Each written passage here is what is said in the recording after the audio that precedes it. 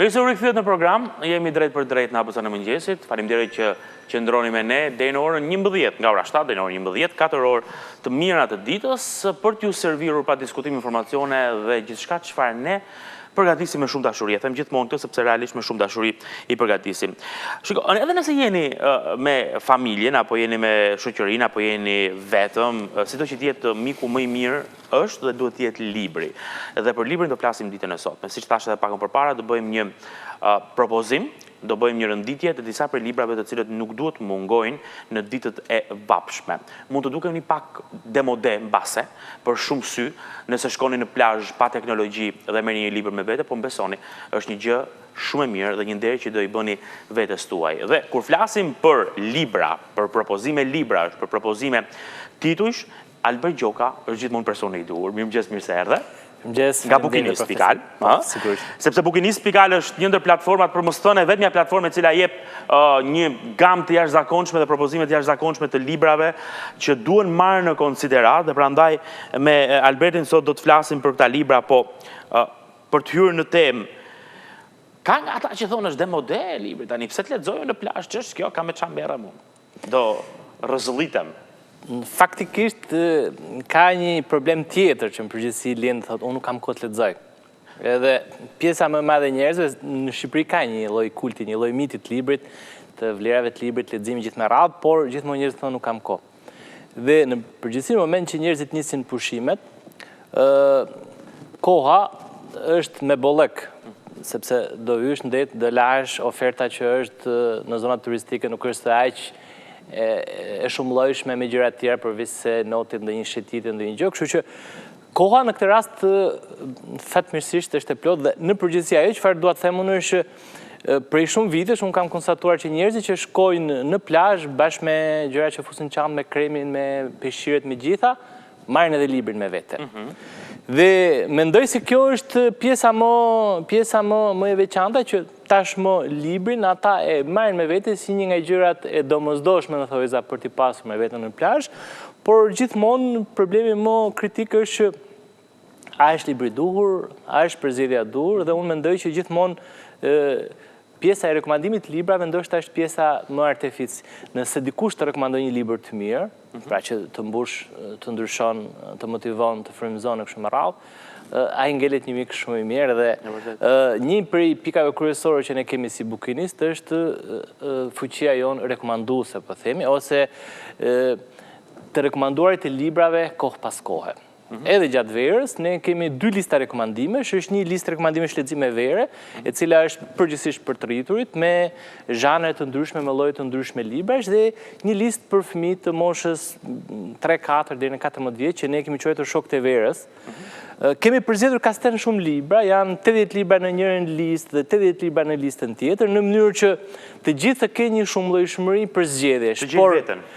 Por ajo çfarë unë ju them, mund t'ju them që të gjithë lexuesit që lexojnë këto, i përzgjedhin këto sipas grup moshave, sipas nivelit arsimor, sipas formimit gjithë me radhë, unë jam i sigurt në 80 rekomandime për fëmijë dhe në 80 rekomandime për të rritur, do jenë të gjithë libra të cilët mendoj që do t'i përmbushin dhe do ja u bëjnë më të bukura pushimet sigurisht. Ka një lloj skepticizmi përgjithsisht ndaj këtyre listave dhe propozimeve. Do të thonë, okay, thonë janë individuale. Realisht si ma shikon këtë pjesë? Gjithmonë listat kanë, sigurisht kanë natyrë subjektive, janë të debatueshme shumë, ka një kategori njerëzish që i refuzojnë në mënyrë absolute listat, janë shumë kritik ndaj listave, por unë dua t'ju them kaq. Në përgjithësi në Shqipëri, kultura e listave rekomandime është relativisht e re. Në botë është shumë e përhapur, përveç platformave si që jemi ne, platformat të tregtimit libri që kanë rekomandime, po themi, për festat e fundvitit, për pushimet verore kështu me radhë, janë edhe mediat prestigjioze, kujtojmë New York Timesin, Washington Posti, dhe shumë media të The Guardiani, që nxjerrin edhe lista rekomandimesh gjatë periudhave të ndryshme të vitit. Për shembull tani New York Timesi është e mbushur me listën e rekomandimeve për verë, dhe në përgjithsisht hartimi listave të rekomandimeve nuk është një gjë edhe aq e thjeshtë, të jemi koshient për këtë pjesë. Me listën e rekomandimeve kam punuar në mënyrë të veçantë duke u bazuar mbi disa parime, po themi, cilët janë libra që pëlqehen shumë nga lexuesi, dhe duke llogaritur dhe faktin që të platforma bukiniste janë qindra përësi që bën çdo ditë, është një shumëllojshmëri të dhonash të jashtëzakonshme dhe këto të gjitha përpunohen. E dyta që janë të gjithë libra të ri që vinë në treg. Pra, lista rekomandimeve të verës të vitit kaluar do jetë e ndryshme nga lista rekomandimeve të verës të këtij viti e kështu me radhë. Pra, prurja e librave të rinj filtrohet dhe futet aty. Po ashtu janë edhe përgjithsisht libra të cilët në përgjithësi janë libra që e kanë fituar një lloj statusi qoftë nga lexuesi specializuar, nga media e kështu me radhë. Një element tjetër në hartimin e listës është edhe gërshetimi i zhanreve. Ose, po themi, libra fiction, libra non-fiction, ose brenda romaneve të gërshetohen, po themi, një libër thriller, një libër romance, një libër sag, një science fiction e kështu me radhë. Dhe bëhet një punë para përgatitore, pakte nga platforma e bukinisë dhe me këtë pjesë merrem unë dhe në listën që kemi rekomanduar qoftë për të rritur, qoftë për fëmijë, sigurisht një element tjetër që gërshetohet tu është edhe, po themi, letërsia klasike dhe letërsia bashkëkohore. Qoftë klasikët shqiptar apo edhe klasikët e huaj. Më dole diku që unë doja të ndalesha pak tek pjesa e letërsisë shqiptare dhe të huaj. Ndonjëherë nuk e di pse ndodh kjo dhe gabim për mendimin tim është nënvlerësohen autorët shqiptar. Dhe përgjithsisht tentohet që të merren autorë të huaj, klasik të huaj apo edhe modern, çon si ka, por që largohen nga letërsia shqiptare duke thënë që okej, është më pak cilësore se sa letërsia e huaj dhe do marrim letërsinë e huaj. Më thuaj pse ndodh kjo një herë e para, nëse vërtet është diçka e tillë, ekziston diçka e tillë që letërsia e huaj është më cilësore se shqiptarja, dhe a duhet kthehemi tek shqiptarja më shumë ti? Në përgjithësi kjo është një temë shumë e nxehtë e çdo lloj kohe. Librat e huaj që vinë në Shqipëri përgjithsisht vinë të marketuar, po themi bestseller New York Timesit e kështu me radhë, libra me shitur Amazonit. Autorët shqiptar ende sot e kësaj dite e vuajnë një lloj, po themi, marketingu nga shumë element, qoftë nga platformat e librit aty ku janë, qoftë nga mediat, qoftë nga kritika specializuar kështu me radhë. Por unë e them me bindje që autorët shqiptar sot është një lloj kënaqësie që ti lexosh, ka një rritje cilësore të prurjeve në letrat shqipe, flas bashkëkohore, ka autor shumë të mirë. Ju garantoj që edhe lista e autorëve që ne kemi përzgjedhur këtë vit janë 9 autorë shqiptar që ne i kemi përzgjedhur, janë autorë shumë të mirë. Kemi përzgjedhur të parën Kadaren me Kronik në gur, për një arsye më specifike sepse Kronik në gur është jo vetëm një fiction që rrëfen historinë e qytetit Gur të parë nga këndvështrimi i një fëmije, por njëherë leximi i këtij libri mund të shërbejë edhe si një ndikim për turizëm. Pra dikush e ka lexuar librin, kuriozohet për qytetin, kuriozohet për qytetin dhe shumë prej turistëve, përgjithsisht turistë të huaj që kanë lexuar librin Kronik në gur, e vizitojnë qytetin e Gjirokastës për shkak të librit dhe ky është një nga ato rastet ku libri shërben shumë mirë si një indicje për turizmin. Edhe këtë vit në Kasten e rekomanduam media ndërkombëtare Financial Times i pat nga Kadere librin Kukulla, romanin Kukulla, por unë mendova që ta rikthej edhe një herë Kronik në gur. Autorët e tjerë që ne kemi përzgjedhur autorë shqiptar është Mirameksi me Diktatorin në Kryq, është një nga ato lloj librash i botuar në 2019, një nga ato lloj librash që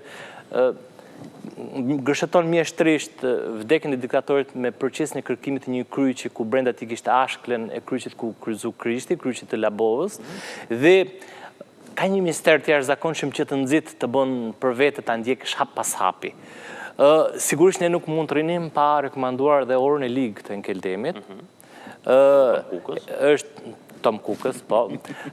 Fatmirësisht nuk është Enkeli këtu dhe I thash pak përpara se të largohesh, thash një nga autorët aty e njeh shumë mirë. I thash nga lista që pash. Faktikisht unë kam qenë gjithmonë i hezituar dhe një dy ftesa që më ka bërë ko pas ko Enkeli, kështu që tani po flas pa dorashka sepse nuk është Enkeli. Është një nga prurjet po thoja më interesante të titrave shqipe bashkëkohore. Unë i kam lexuar të 3 librat e Enkelit. Tashmë ai është i certifikuar dhe me çmim dhënë nga Ministria e Kulturës. Mendoj ka qenë një nga çmimet, gjykoj unë, një nga çmimet e merituara të Enkelit dhe u asiguroj se pushimet do jenë shumë më të mira nëse do lexoni Orën e Lig. Sali Kamati, një personazh tipik shqiptar me të gjithë elementet që ky është zhvesh edhe në paradoks, edhe në ironi, edhe në sarkazëm, edhe në tragjedi edhe në komedi, dhe e vendos një lloj dallëdije, dashurie krejt të pazakontë me një vajzë dhe që në fund fare e menderos personazhin e tij dhe ka sa mjeshtrit realizmit magjik, sa një lloj mjeshtrie, po themi kuteliane, tashmë e konstatuar mjeshtrisht, dhe çdo lexues jam i sigurt që do të ndihet shumë mirë duke lexuar Orën e Ligë të Keldemit. Autorët e tjerë që ne kemi përzgjedhur janë dy autorë të rinj që i kemi, është një Enkelet Lamaj, është një tregimtar, shkruan përgjithsisht tregime fantastike, të gërshëtuara me teknikat e misterit dhe me thriller, dhe Brian Sukaj është një autor i ri. Brian Sukaj ka bërë sfundi një libër, Viti i Elefantit. Pak përpara këtij libri ka botuar librin Ciklop, i vlerësuar si libri më i mirë i panairit Tirana 2018. U mendoj edhe ky është një nga autorët që shumë premtues. Sigurisht edhe ky është një nga autorët që mund të lexohet me shumë qejf gjatë verës. Një nga librat mendoj më të mirë është libri Agron Tufës, kur këndonin gjelat e tretë. Është një libër me tregime ku ka rrëfyer historitë e të gjithë personazheve në periudhën e diktaturës komuniste ku gjejnë fundin e tyre. Pra janë të ekzekutuar dhe janë pikërisht qastet e mbrame të personazheve të viktimave të sistemit komunist që vuajtën në burgjet komuniste apo në qendrat të internimit. Edhe ky është një nga ato librat shumë të mirë. Për të ardhurit e 2-3 autorë është Fatos Kongoli me librin Kapitulli i Amerikës dhe Mira Meksi, e tha Mira Meksi traktori në Kryq, edhe Mimoza Hysa me Bijat e Generalit. Janë 9 autorë shqiptar që ne kemi përzgjedhur me shumë kujdes, sigurisht ka dhe autorë të tjerë, ka dhe autorë të tjerë, por në shihet tona dhe duke referuar të kërkesave të lexuesve, janë 9 autorë shqiptar të cilët ne ja u rekomandojmë lexuesve gjatë pushimeve verore dhe mendoj se janë përzgjedhje shumë të mira për të lexuar gjatë verës. Për të rriturit. Po, pastaj kemi të vegjëlit. Ka dhe autor librash për fëmijë, për shembull pash disa prej librave, të cilët ju i propozoni sepse edhe fëmijët duhet lexojnë. Po, tek fëmijët nga autor shqiptar kemi zgjedhur Dionis Bubanin, me aventurat e Qapaçulit, është shumë i preferuar. Mitrush Kuteli me tregimet të moqme shqiptare, që edhe ai është Gaço Bushaken me Pushimet e Qufës. Qufoja vazhdon të ngelet një nga librat më të preferuar të fëmijëve.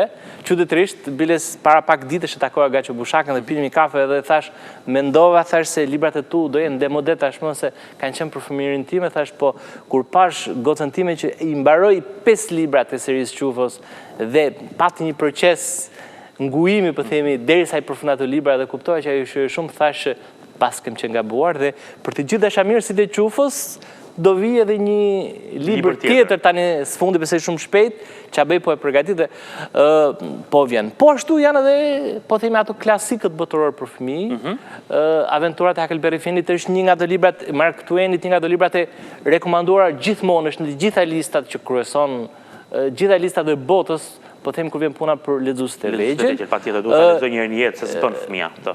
Është Pinoku, është Liza në botën e çuditërave të Lewis Carroll, Kopshti i sekret, Ana Flok Kuqja e Montgomeryt dhe shumë autorë tjerë. Pa llogaritur pastaj janë edhe një kategori botimesh, libra që këto e konsiderojnë librat e pushimeve ku lexuesit e vegjël kanë mundësi që edhe të zbaviten, por dhe të bëjnë ushtrime që e përgatisin, e mbajnë fëmijën, po themi një lloj gjendje gjatë pushimeve verore edhe me programet shkollore. Përpara se të kalojmë tek vazhdimësia e listave tani për të rriturit, sigurisht edhe të autorët e huaj, kam përshtypjen që prindrit e kanë shumë vështirë duke patur parasysh që shumë prej librave që ne përmendëm të huaj për fëmijë, janë edhe animacione, janë edhe në televizion, janë edhe filma. Domethënë kanë pak vështirë që sa duhet punoj prindi, kjo është e pyetja eksakte. Sa duhet punoj prindi që ti thot Ana Flok Kuqen për shembull, ose Lizën në botën e çuditërave, ke këtë versionin libër, lexoje libër një herë pastaj shikoje në film, se kështu duhet të jetë. Ky është një debat që bëhet në familjen time me fëmijët e mi dhe në përgjithësi kur unë i rekomandoj vajzave të mia them që mund të lexosh Ana Flok Kuqen ose mund të lexosh një libër tjetër, në përgjithësi Pinokun ose e kam parë film, ose Hajdutja e librave, po them e kam parë film thot. Unë mendoj që gjithmonë fictioni, libri ndërton një përmas tjetër, sepse bota në të cilën futet çdo kush në momentin që lexon një libër është një botë jo thjesht dydimensionale në televizion, por është një botë shumë komplekse, ndërvepruese, krejt e ndryshme dhe mendoj që këtu duhet këmbgulim që t'ju themi që ta provoj një herë librin dhe pastaj shohin filmin. Ndoshta kjo është mënyra më e mirë dhe unë jam i bindur që pjesa më e madhe do ndihen shumë më mirë duke lexuar librin një herë dhe do ta shohin pastaj më shumë filmin. Shkojmë tani tek letërsia për të rritur. Përpara kësaj, të lindin pyetje normalisht. Ka zhanra, do t'i ndajmë zhanrat të cilat janë të përshtatshëm për verën? Ka një zhanër specifik, romans, thriller, apo... Si që edhe unë ju thash, në përgjithësi ne kemi tentuar që të bëjmë një miksim. Ju po përgjithsisht, kush është më tendencë? Më tendencë është romanca. Romanca. Kohët e fundit kanë filluar disa zhanre të tjera që të pëlqejnë shumë. Thrilleri ka filluar. Agatha Christie është mbretëresha e librave mister, thriller, librave investigativ, po themi, dhe librave të verës, si quhet Giallo, si quhet nga Italia. Dhe në përgjithësi ka një rritje të kësaj, por dominancë është romanca. Ka dhe disa fenomenet të tjera, po themi, science fictioni, po futet lexuesit, po fillojnë dhe pëlqejnë, për shkak se janë përgjithësi dhe libra që janë libra të ri për retreje që vinë në sistemi letrar, në letrat shqipe dhe lexuesit tashmë po fillojnë.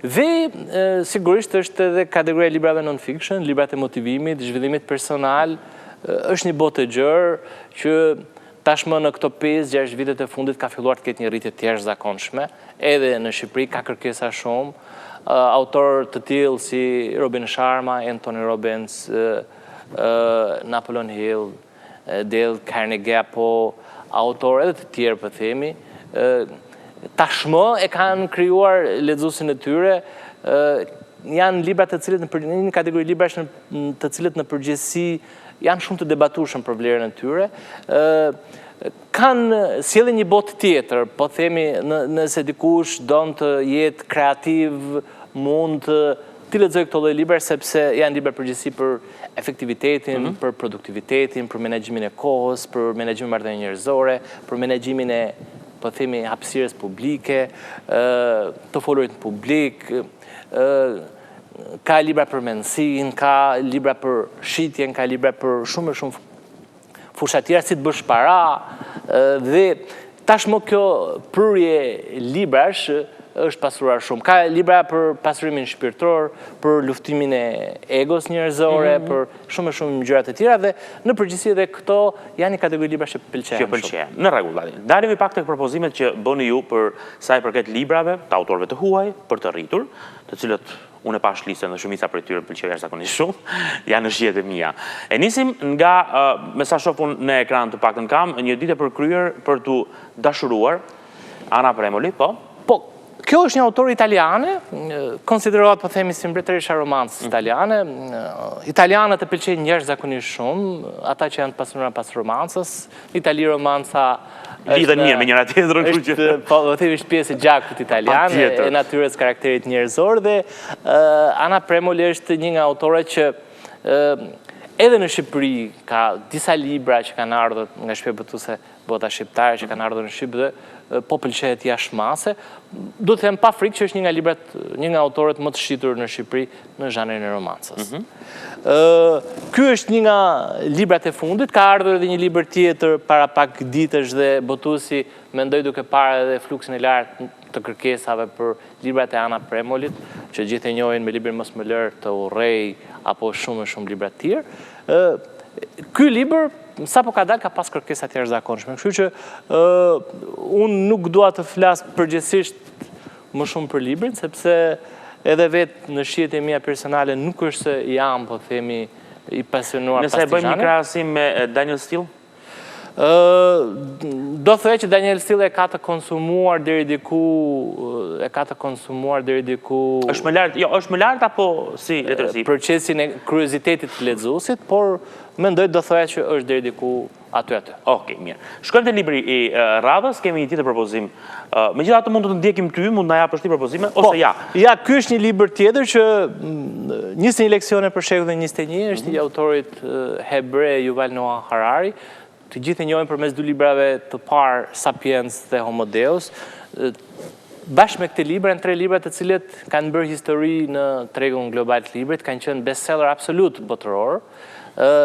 Po ashtu është një nga mendjet më brillante të epokës tonë Harari, sepse ai rrok çështje shumë thelbësore të epokës tonë, duke filluar që nga natyra specifike njerëzore e sapiensit, e llojit tonë, që ne jemi pasarësit e Sapiensit, duke filluar që nga çështjet më të nxehta të kohës tonë, dhe ky është një libër i tretë i tij përmbledhjes i dy librave të parë, Sapiens dhe Homo Deus, ku ngren problemet që kanë bënë me teknologjinë, me epidemitë, me mjedisin, me politikën, me botën shpirtërore dhe shumë çështje tjera. Unë mendoj që çdo njeri që është i shqetësuar për gjithë ato fenomene që ndodhen në kohën tonë, përfshirë atë që ne po kalojmë tashmë, pandeminë e Covidit, ky është një nga ato libra që besoj do t'ju qartësoj dhe do t'ju thjeshtoj, do t'ju bëj që të kuptoni që edhe pandemia nuk është një çështje lufte më shumë se sa që është një çështje politike dhe menaxhimi nga sistemet shëndetësore.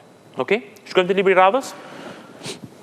Shkojmë te një tjetër libër i cili sigurisht do të sjell një tjetër propozim, është Ana Karenina. Fatmirësisht, Ana Karenina ka qenë një nga librat e përzgjedhur gjatë gjithë kësaj periudhe, edhe në periudhën e pandemisë. Unë do të them, librat shkojnë e vinë, po klasikët ngelin. Ngelin është. Ata ngelin, kështu që ca mund t'i harrojmë, po këto dhe libra nuk harrohen.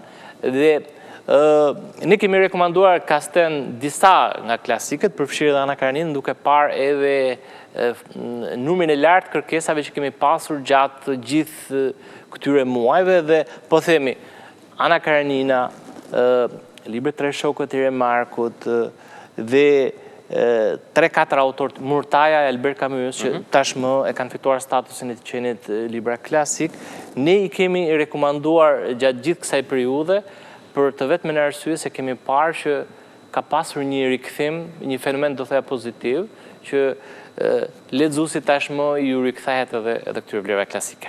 Edhe dashurinë kohën e kolerës e Marquezit, absolutisht që futet në këtë kategori. Futet në klasikët, është klasik modern.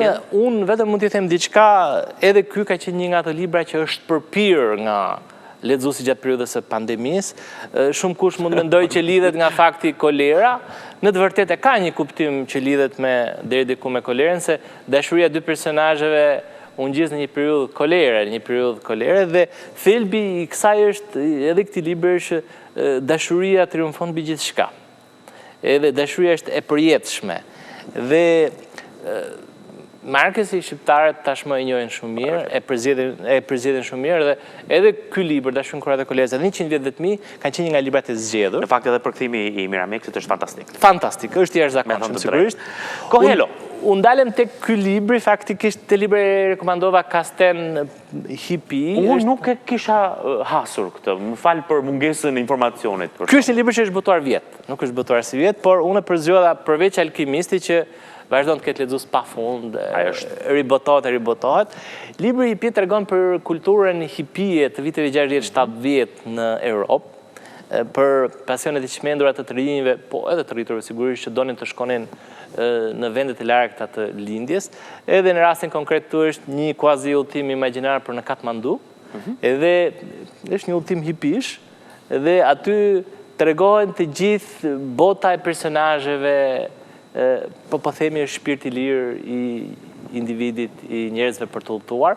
Pra është një udhtim që nuk shkon në Katmandu, por është një nga ato libra.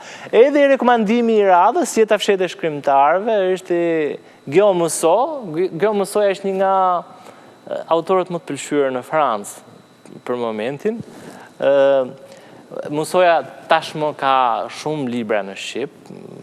Është i pëlqyer nga lexuesit shqiptar, në përgjithësi nuk është në zhanrin e romancës, më shumë është në kategorinë e librave mister dhe thriller.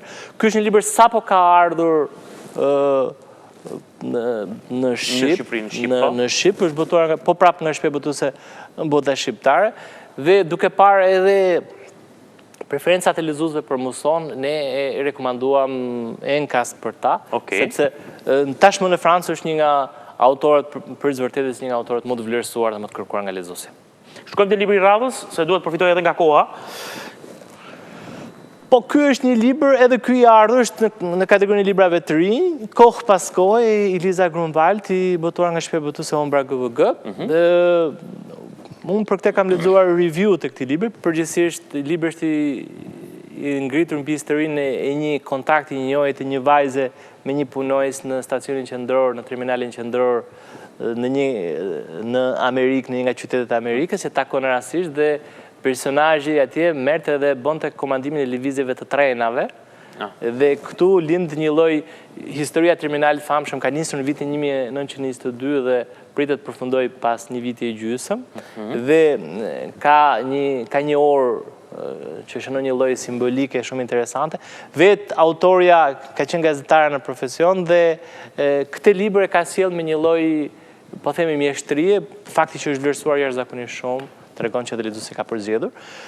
Sigurisht nuk mungoi Zafoni, libri i shpirtrave i Carlos Ruiz Zafonit, një autor që nda fatkeqësisht para pak ditësh nga jeta, i smur me kancer në moshën 55 vjeçare.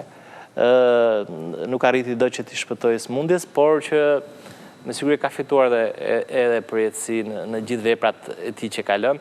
Edhe ky është një, po themi, aktualisht është autori më i preferuar, jo vetëm i lehtësisë spanjolle, por në përgjithësi i gjuhës spanjolle. Në Shqipëri kanë ardhur disa nga veprat e tij, Hija e Erës, ka ardhur një seri botimesh të tij dhe ky është pjesë e një serie të librave të harruar, seria e librave të harruar mos gabosha të Varrezave, është një seri me 4 libra dhe ky është libri i fundit, Labirinthi i shpirtrave, është deri diku një përsosje e teknikës realizmit magjik të shkruar vetëm nga lehtësia hispanike në përgjithësi. Rekomandimi i radhës Milan Kundera, Lehtësia e padurueshme e qenies, edhe ky është një nga libra që kur është botuar për herë të parë në vitin 1997 apo 98 mos gabosha dhe në ribotimin që ka ardhur para 2 vitesh,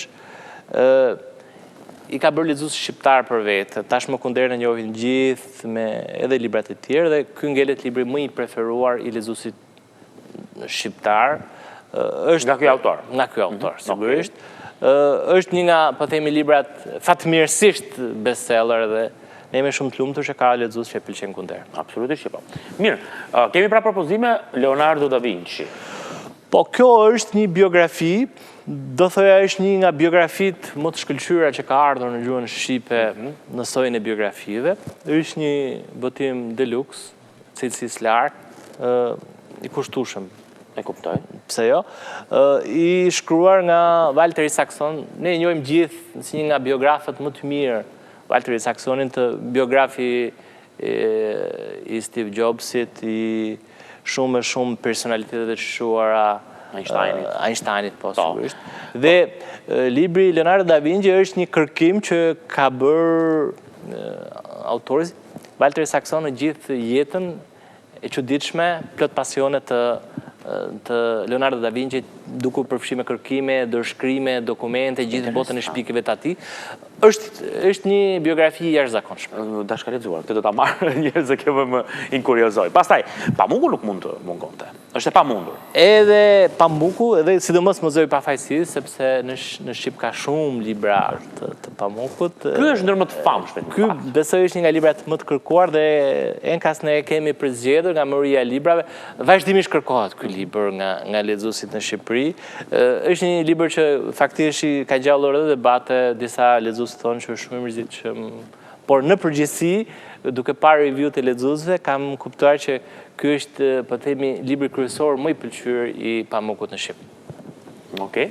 Nuk e di nëse kemi më, se lista vazhdon, kam përshtypjen që ky ka qenë, jo, paska prap atëherë, në kërkim të kuptimit. Ky është një libër i kategorisë non-fiction, i shkruar nga Viktor Frankl, është një neurokirurg, psikiatër austriak.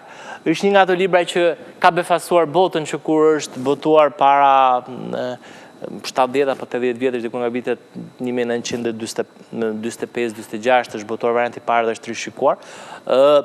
Është një nga ato libra që për hir të vërtetës me pak fjalë po ndalem pak sepse është një libër që më pëlqen edhe kam lexuar edhe kam bërë një review për këtë. Më fal, po unë nuk e njeh, kam, kështu që aq më mirë që ndalë që të futem edhe unë.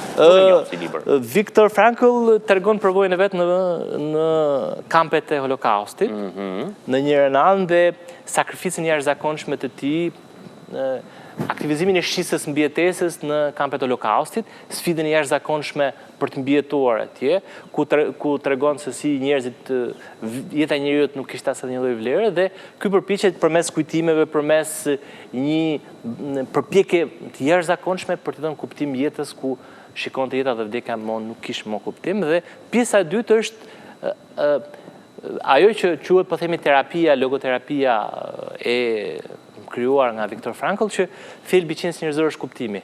Pra ne ngrimim mëngjes që t'ju japim kuptim gjërave. Në moment që ne japim kuptim gjërave, atëherë kemi një motiv për të jetuar. Dhe prandaj ky është vlerësuar si një nga librat më jetë ndryshues për ata njerëz që kanë lexuar, për ata njerëz që kanë momente të vështira në jetë, për ata njerëz që duan me të vërtetë kërkojnë kuptimin e jetës. Ky është një libër që rekomandohet shumë. Për çmimi Moravia. Ky është një nobelist i ardhur së fundi, do thoya mjeshtrisht me plot pasion, me zell, me përkushtim nga Ida Baro, i botuar nga shpjegëtuese Peggy. Moravia është nobelist, është një nga autorët më të mirë të lehtësisë moderne italiane. E rekomandoj me kënaqësi, unë vetë nuk e kam lexuar këtë libër, po sigurisht i besoj fort edhe shijes Moravis, po edhe për zgjedhjes Peggit, edhe për kthimit të Aidas. Edhe e kemi rekomanduar për lexues gjatë verës. Në fakt është libër shumë i bukur. Është shumë i bukur edhe realisht duhet lexuar. Okej, letërsi e mirë. Nuk e di, kemi më libër se të jep, po, është Maya Angelou. Maya Angelou, ky është edhe ky një libër që ka ardhur sërish nga Peggy.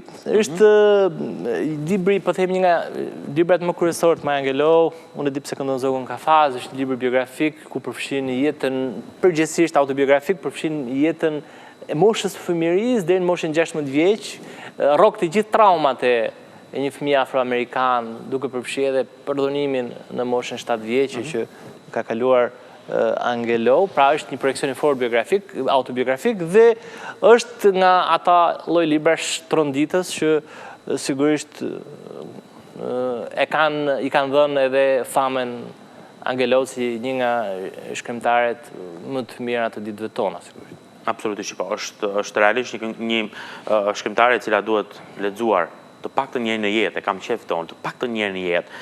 Nëse nuk kemi më libra nga lista që Bukinist ju propozon që të merrni me vete pa diskutim këtë verë, unë të falenderoj shumë që ishe sot prezant këtu.